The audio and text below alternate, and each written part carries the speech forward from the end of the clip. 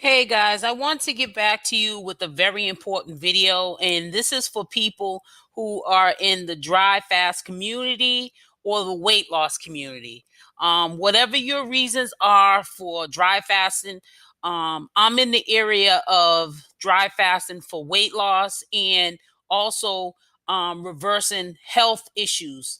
And maybe not perhaps with me health issues, but reaching out to the community that do have health issues like diabetes, hypertension, high blood pressure, cholesterol, and weight.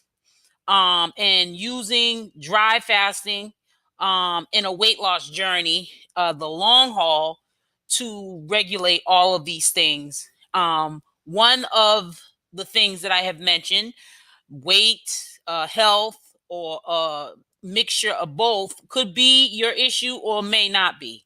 But whether or not it is or it isn't, these are the two topics that I'm talking about.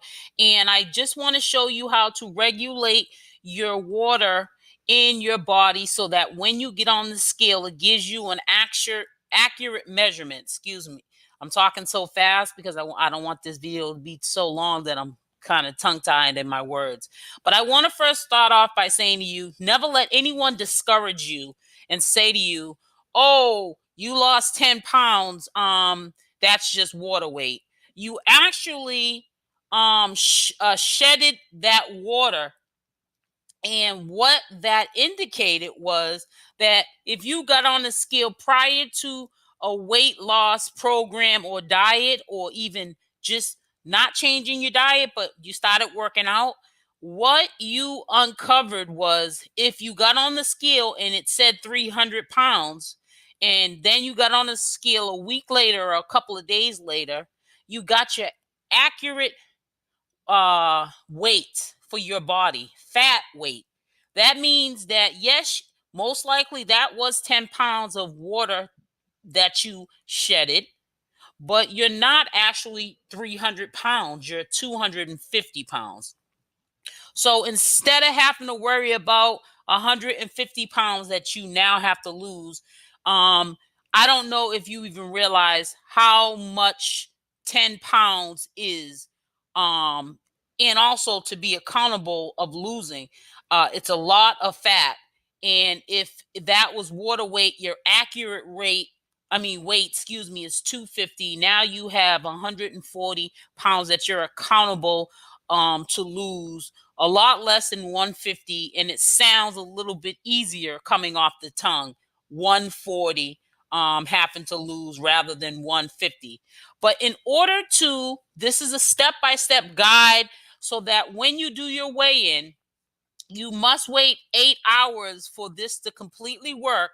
But if you do these steps, when you get on the scale, if it's once a week, if you're on a diet plan or Jenny Craig or some keto or intermittent fast or a potato diet or a cabbage diet, this will work. If you weigh yourself in weekly or every day, it will work for that, or every other day. However you weigh yourself, before you weigh yourself, if you do this 8 hours from the time you wake up in the morning, you might not be able to weigh yourself first thing in the morning, like is always suggested. But if the first thing you do is you measure out 16 ounces of mineral purified water, spring water, carbonated water, whatever type of water you drink, you can only drink 16 ounces of water within this 8 hour period when you wake up first thing in the morning. So that means you cannot weigh yourself first thing in the morning, but you measure out 16 ounces of whatever kind of water that you drink other than tap water. Hopefully you have a 16-ounce bottle. You can measure the water that you can drink for the day. You cannot drink no more than 16 ounces until weigh-in time. And I'm telling you, I'm saying give yourself eight hours before you, after you do what I'm going to tell you to do, give yourself 8 hours before you do the weigh-in. So first thing in the morning, what you need to do is you need to measure out 16 ounces of spring water or purified water. And you also need to squeeze a lemon, one lemon. If you want to get super great results, I would do the first 4 hours, one lemon. I would suggest that you go out and purchase a lemon squeezer so you can get all the benefits of the 2 tablespoons of lemon juice that's in one lemon. If not, it doesn't make a difference. But a lot of people eat the whole lemon. Realistically, I wouldn't recommend you do that. You get the same results if you squeeze a lemon juice out of that lemon. If you have a lemon juicer, it's easier. Even if you have a hand one, that's even better, just as good. But what you do is you squeeze one lemon, drink that down. Now, if you need to dilute it because you're worrying about the enamel on your teeth or your throat starting to get sore from all the lemon juice each day that you do it before weigh-in, then dilute it with a little bit of water, from your 16 ounces, because all of the liquids are going to come from your 16 ounces. So if you're doing a protein shake, and you know you only have 16 ounces, you might have to make a sludge, which is like a little pudding or something. You have to take some of that 16 ounces of water, and if you do protein shakes in the morning, you're going to have to make a sludge, they call it, or I call it a very loose pudding. Because everything has to come from that 16 ounces of water. If you drink coffee or tea, it's going to have to come from that 16 ounces of water. Okay, so after you drink the lemon juice in the morning and you measure out your 16 ounces of water, then you have to wait 8 hours, because you're going to go to the bathroom. You can drink the 16 ounces of water plain by itself, or you can make tea or coffee or a protein shake, but you cannot go over the 16 ounces of that water. Once that 16 ounces of that water is gone, then it's gone. And you have to wait 8 hours. Now, if you want to, the first 4 hours, drink one lemon, the juice of one lemon, then that's great.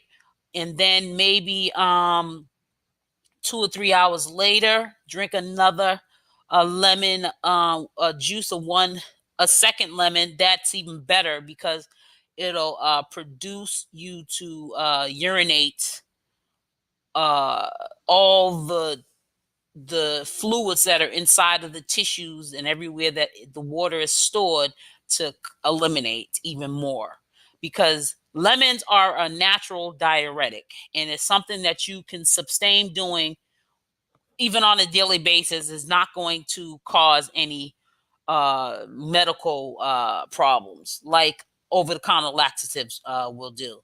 Um, and also, before I finish this up, always consult with your doctor before starting any regimen or weight loss program. And don't get the opinions of SL Davis, whatever Inc. channel. You get the advice from your doctor.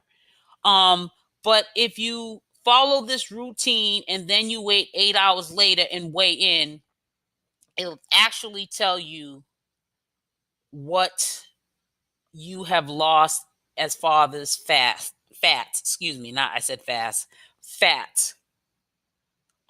This is great to use when you are dry fasting or water fasting. When you go back onto a more sustainable diet where you add in fruits or food, meats and vegetables, however how you do it when you refeed. If you want to see actually if some of that fat weight came back on, and you want to figure out if it's water weight. But if you want to figure out if you gained any weight back, which is fat weight, you have to cut the water that's in your body in order to get an accurate measurement of how much you lost. So I don't want to make this video too long. I'm going to incorporate this method in a lot of my videos because sometimes people don't stay to the end of these videos, so they don't get the full details of what to do, so that when you get on the scale, it tells you the accurate weight that you currently are at. So with that all being said, please share this video, like this video, make it a favorite, and I'll see you guys in the next video.